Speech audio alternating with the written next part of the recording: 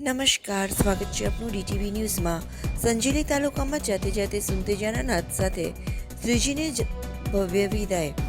સંજેલી તાલુકામાં શ્રી ગણેશ વિસર્જનનો કાર્યક્રમ શાંતિપૂર્ણ માહોલમાં પૂર્ણ થયો, પરંતુ પુષ્પસાગર તળાવ ઉપર વિસર્જનના સમયે સાવચેતીના ભાગરૂપે સેફટી માટેના લાઈફ જેકેટ, ટ્યુબ સહિતના સાધનોનો અભાવ જોવાતા આશ્ચર્ય। સંજેલી તાલુકામાં 10 દિવસ સુધી શ્રીજીનું પૂજન અર્ચન સાથે વિવિધ કાર્યક્રમો યોજાયા હતા। ઠેર ઠેર ગણપતિ બાપાની સ્થાપના, સવાર સાંજ આરતી, પૂજન, ભજન ગરબા સહિતના કાર્યક્રમ બાપાના ભાવિ ભક્તો દ્વારા શ્રદ્ધા સાથે પૂજન કરવામાં આવ્યું હતું।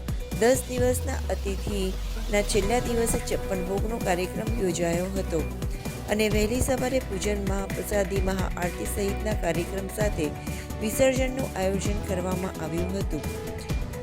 દરબારગઢ, પંચાલ ફળિયું, પ્રજાપતિ ફળિયું, ઝાલોદ રોડ સહિતના વિસ્તારોમાં સ્થાપના કરવામાં આવેલ ગણપતિ બાપાની ડીજેના તાલે ભજન ભક્તિ સાથે મુખ્ય માર્ગો ઉપર ફરીને પુષ્પસાગર તળાવ પર વિસર્જન માટે એકઠા થયા હતા।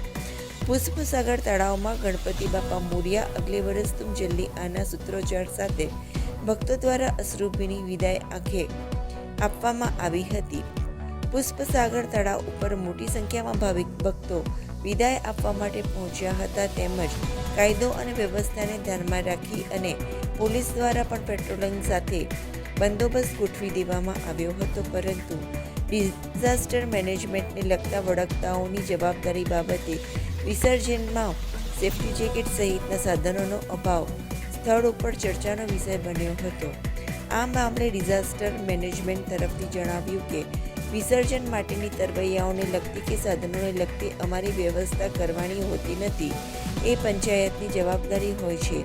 અમારે તો માત્ર કાયદો અને વ્યવસ્થા જાળવવાની જવાબદારી હોય છે, તેમ કહી પોતાની ખો અન્યને આપી દીધી હતી।